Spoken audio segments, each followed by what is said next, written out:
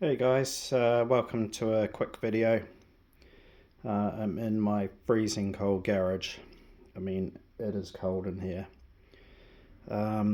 This is a Cougar 2 Works Classic unboxing. I was planning to do something way earlier, but I got quite ill on Boxing Day, and yeah, I've been pretty crook for quite a while.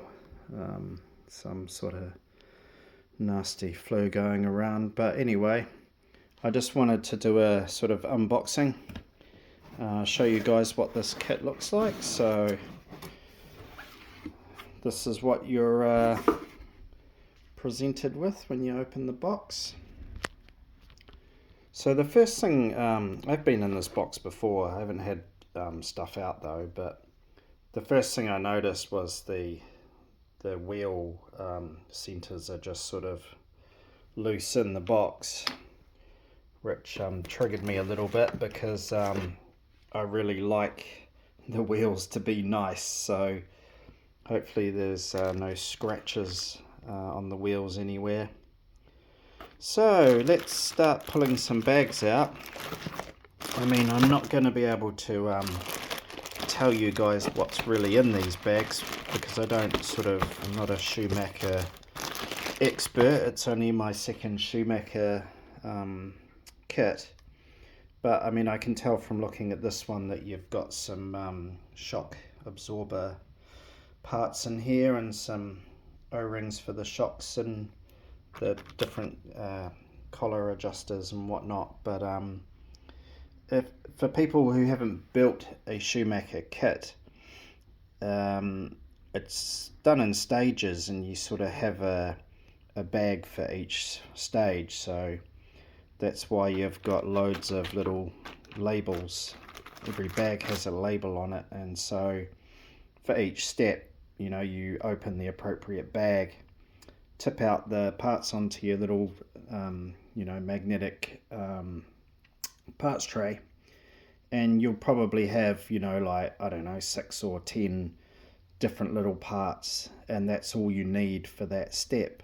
And once you've done that step, all those parts should be used. So it's a different way of doing it. You end up with a lot of plastic bags and a lot of staples, but yeah, it is an interesting way of doing it. It's different.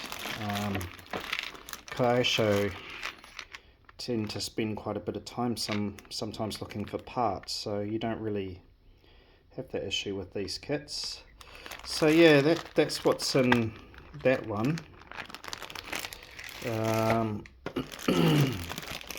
What's next? We've got the sort of the transmission center section, and which is this black piece here, and also the lovely purple backing plate, I presume it is.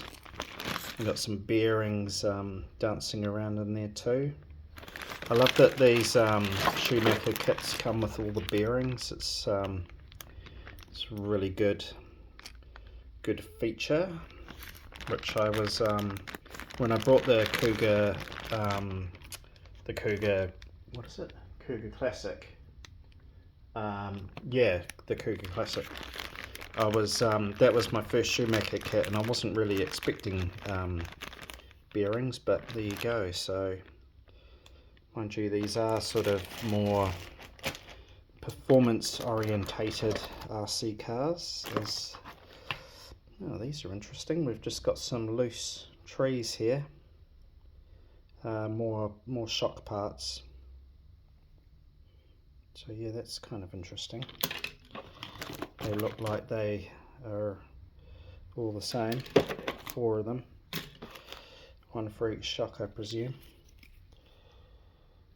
Yeah, I wonder if that's part of the sort of adjuster for the shock. You can apparently adjust these shocks, sort of sorry, adjust them while they're like on the car, to firm them up or soften them up by having one of these things that kind of rotates and lets more oil through or less oil through depending on what you want. Oils, Schumacher are always awesome at providing plenty of shock oil and everything else that you need. What have we got here? We've even got some thread lock, which is cool. Excuse me. I've still got the tickly cough going on. What's next? Yeah, just more bags of little bags. Not over exciting to look at, sorry folks, but not that you're even looking at them, because I'm looking over the top of my glasses so I can try and see what's in there. Here we've got some, looks like gear covers. Cool. More loose parts, little spacers. Oh, here's some nice stuff, look at that. Carbon. So when I brought the Cougar Classic, I keep looking away to the box to make sure I get the name right, because I can't remember shit at the moment. But when I got the Cougar Classic, yeah, I had to buy the, I brought the carbon separately, you know, as a little upgrade. Actually, the battery hold down is the same as the Cougar Classic. It's not carbon, but the towers are, which is nice. I don't have a carbon battery thing in my other one anyway. I don't really care if the battery tray is carbon or not, but I like to have the shock towers in carbon. It's another cat wheel disc. Excuse the bit of dirt in my fingernail. Should have checked that before I went online. A random bag with a couple of clips. Spare circlips. Oh well, that's good. That's always handy. Always losing those suckers. And yeah, we got some suspension arms in here, and we got some ball diff. Don't know if you can see that. Yeah, ball diff, bearings, lots of tiny fiddly little parts that we all love. Washers and screws. I don't really like the look of screws. Looks like it might be all old school screws in here, but I don't know. To figure that out when I get there. And wheels. Yeah, so yeah, I'm not really sure about these wheels, guys. Let me know what you think in the comments. I like the fronts. Just compare the fronts with my oh wow, they're kind of different. I thought they were the same as the Cougar Classic, but they're a little bit wider, and the spikes are spaced out more. So that's interesting. I just thought they looked like the same wheels, but they're not. And the other thing is the rears. I don't know that these are like a mini spike, and the I'm going to get the name wrong. The Cougar Classic has these like, I don't know what you call them, big spikes. Let's call them big spikes. So yeah, they're a little bit, I'm just going to move my shit out of the way. Yeah, so a bit of comparison there. I'm not sure if I might try and get another set of these to put on, because I think I like the sort of the full spike, you know, the real off-road look. I think I prefer it. I actually put those full spike tires on my Kyosho, my Laser, because I think they look cool. I like the full spike. They look really aggressive particularly on this Laser. They look really aggressive. So yeah, I might get some of those for and not use these ones, these mini spikes. Just, I don't know. See what happens. See what they look like on the car. So here's the body. A bit different to the Cougar, isn't it? So there's a bit of a bit of a comparison. That one is quite sort of, I guess, boxy in some ways, and this one seems a bit more sleeker, I would say. Not a million miles different though. The window shape is a bit different, I think. It's a bit swoopier. Bit nicer, if you ask me. Here's just a look at the box while we're got that picture in our heads. Sorry, can't get both sides to go down at once. Yeah, it definitely looks, the roofline definitely looks sort of lower and swoopier. Yeah, I like that. That's cool. And wheels. So usual Schumacher fiddly wheels. Probably just got a big screw that goes through there. And then goodness knows how the covers go on. Looks like they may just pop on, you know, press on. Well, maybe the screw goes through the cover too. I don't know. Have to wait until I build it to find out. So yeah, there's your rims. Look pretty good. Bit wider on the rear, obviously. And then the piece de resistance. Look at this bad boy. Holy beep. How cool is that? Let's get it out of its little bed for a second. Guys, that is absolutely popping. I mean, wow. That is the coolest thing I've seen in quite a while. Purple anodized chassis. Very cool.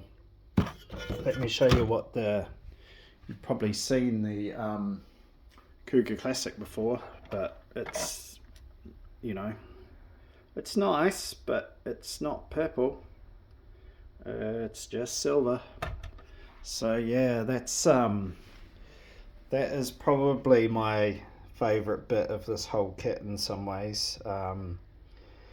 That and the front shock towers. I think I said this on another video, but I just love these big, tall shock towers. I've always loved two-wheel drive cars with big shocks on the front. So I really like the look of, say, the Tamiya Dynastorm as a perfect example of, you know, the same sort of look. And like excuse me, like I said on another video, I actually, probably on my last video, I actually brought a Cougar Classic, another one, not this one. I've got a brand new one here because I wanted to essentially turn it into a Cougar 2 clone. So, you know, get some of the bigger shocks and, you know, make it a clone. But, so yeah, I was really excited to see this kit come out because now I don't need to do that. I've got all the parts and some, you know, like the fancy rear drive shafts and stuff that I wouldn't have been able to add to my clone just, you know, because of the availability. So very, very cool. Really looking forward to building this one. I don't know that I'll go into have a quick look at the stickers. They look good. I don't think I'll go through the instructions in any great detail. Oh my god, those are cool too, aren't they? Those are some wicked colours. I love all the pinks and yellows and stuff. It's so old school. That is wicked.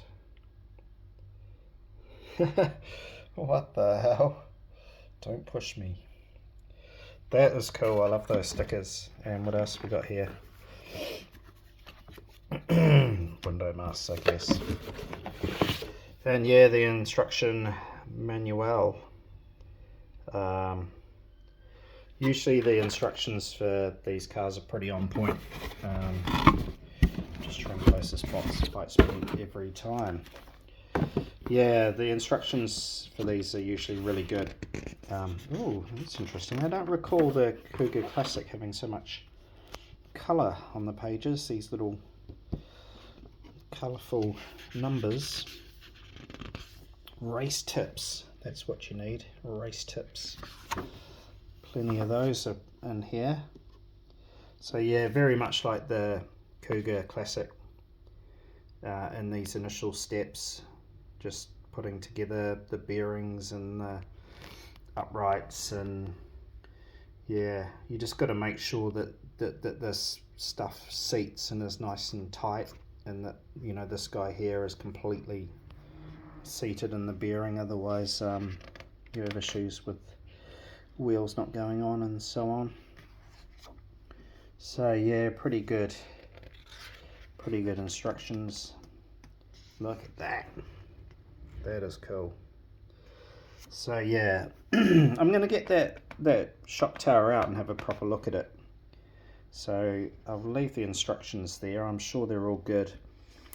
The only thing with these cars that I find kind of not even challenging, but something you wouldn't necessarily think of, and when I built my first Cougar Classic, I didn't have some circlip pliers for the shock absorbers. Like, I had circlip pliers for car stuff, but it's just easier, I think, to go to Schumacher and get their circlip pliers because they're kind of small. I can't even see the step where you need it, but yes, clip lugs in. Could be this, I'm not too sure. I don't want to get it wrong, but at some stage you need to put a circlip in the top of the shock absorber, I'm pretty sure, and it sort of holds all the guts in there, and it's really hard to do it without the proper circlip pliers. So yeah, right, let's have a look. I'm just going to get a knife. So, I'm back. Check that out. Let's put it on my little girly desk here. And there it goes. That way up. Trying to get some good close-up of that carbon, guys, so you can see how nice it is. It's not uber thick, maybe a couple mil. Nice though, nice parts. And there's, yeah, obviously a rear in there as well, which I won't bother getting out. And a non-carbon battery mount. And that's the start of the staples going everywhere. So yeah, guys, that is pretty much an unboxing.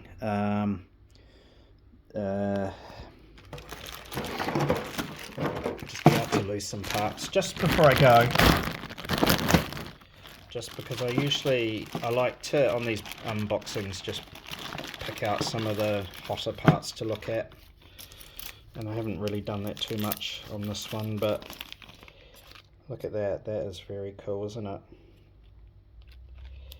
Very cool. Love a bit of anodized aluminium. That is a good looking part. So yeah, those are the two sides of the transmission basically. Got a big old gear here and what looks like a slipper, and the slipper spring, and there's a proper screw. Is that a proper hex? Looks like it. I hope this kit's not just all standard screws. That would be kind of a bummer. Here's the trick drive shafts. Well, part of them anyway. with your little, what they call crucibles, little, don't know what you call them, little star-shaped things. Crucibles, that's what they call them. And yeah, here's all, oh, that's some sort of an idler. More drive shafty stuff. So yeah, I'll be interested to assemble some of this stuff. Apparently it uses bearings or something.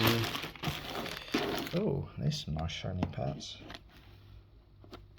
Yeah, those are part of it, aren't they? Yeah, they're like the outer drive shaft section. So yeah, oh, look at these are tiny parts. That's going to be fun. So yeah, anyway guys, that's my unboxing of the Cougar 2 Works. I'll hopefully have the patience to build it and film it so I can show you guys how some of it goes together, because I think that'd be quite fun. So yeah, until the next one, like and subscribe if you want to, and see you next time. Cheers.